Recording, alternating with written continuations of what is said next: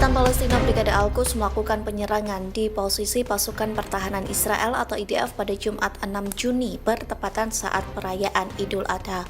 Detik-detik penyerangan diunggah di Telegram Al-Quds pada Jumat. Dinarasikan kendaraan militer Israel hendak menembus parat laut Beit Lahia di Gaza bagian utara. Hal itu membuat pejuang Al-Quds memasang jebakan berupa bom daya ledak tinggi. Lantas gerombolan tentara Israel itu disergap dan diledakkan.